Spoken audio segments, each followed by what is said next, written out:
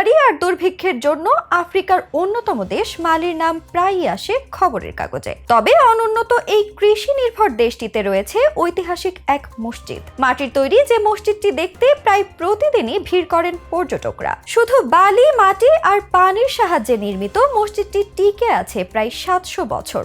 আধুনিক প্রযুক্তির ছোঁয়া ছাড়াই নির্মিত এই মসজিদের স্থাপত্য শৈলী এতটাই অভিনব যে তা মুগ্ধ করবে যে কাউকেই। চলুন তাহলে জেনে নেওয়া যাক কার হাত ধরে নির্মিত হয়েছে পৃথিবীর সবচেয়ে বড় মাটির মসজিদটি।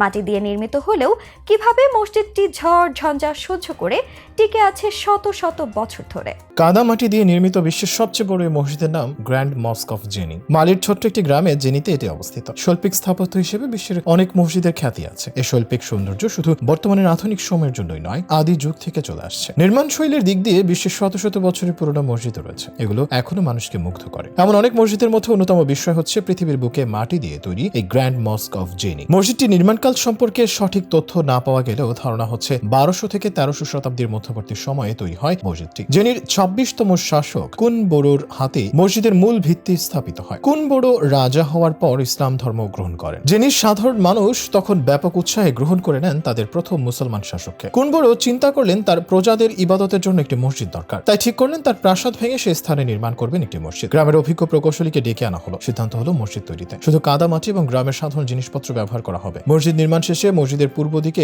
রাজার জন্য নতুন প্রাসাদ নির্মাণ করা হয়। এটি ছিল মসজিদের তুলনায় আকারে ছোট। পরবর্তীতে রাজার উত্তরাধিকারীরা এই মসজিদের সঙ্গে আরো দুটো মিনার এবং চারপাশে উঁচু দেয়াল নির্মাণ করেন। প্রচন্ড গরমের দিনেও মসজিদের অভ্যন্তরীণ পরিবেশ থাকে অত্যন্ত ঠান্ডা। ভেতরে একই সঙ্গে প্রায় 3000 মানুষ নামাজ আদায় করতে পারে। বর্তমানে মসজিদের সঙ্গে মহিলাদের জন্য নামাজের আলাদা একটি স্থান নির্মাণ করা হয়েছে। মসজিদের বাইরে দুজন মুসলিম নেতার সমাধি রয়েছে। গ্রামের বাসিন্দারা তাদের এই ব্যতিক্রমধর্মী মাটির মসজিদকে নিয়ে বেশ গর্ববোধ করে। উৎসবের সময় বাইরে কিছু পর্যটক সবসময় চেয়েছে তাদের ধর্মীয় অনুষ্ঠানের বাইরে সাংস্কৃতিক প্রভাব খাটাতে। আবার অনেক বিদেশি বিনিয়োগকারী মসজিদটিকে কংক্রিটের মসজিদ করে দেওয়ারও প্রস্তাব করেছে। কিন্তু জেনি সম্প্রদায়বাসী তাদের সাংস্কৃতিক ঐতিহ্য ও এর ধারাবাহিকতায় বিশ্বাসী। তারা কোনো প্রকার প্রলোভনের কাছে মাথা নত না করে এখনো সমুন্নত রেখেছে বিশ্বের বৃহত্তম মাটির মসজিদটিকে। 1827 সাল পর্যন্ত এই মসজিদ সম্পর্কে কোনো প্রকার লিখিত তথ্য খুঁজে পাওয়া যায় না। ফরাসি পর্যটক রেনি কেইলি 1827 সালে মালি ভ্রমণের সময় মসজিদটি আবিষ্কার করেন। পরে তিনি এই মসজিদের বিস্তারিত বর্ণনা journal of the voyage to Timbuktu and Jenne তে উল্লেখ করেন। তিনি প্রথম ইউরোপিয়ান ব্যক্তিত্ব যিনি মসজিদের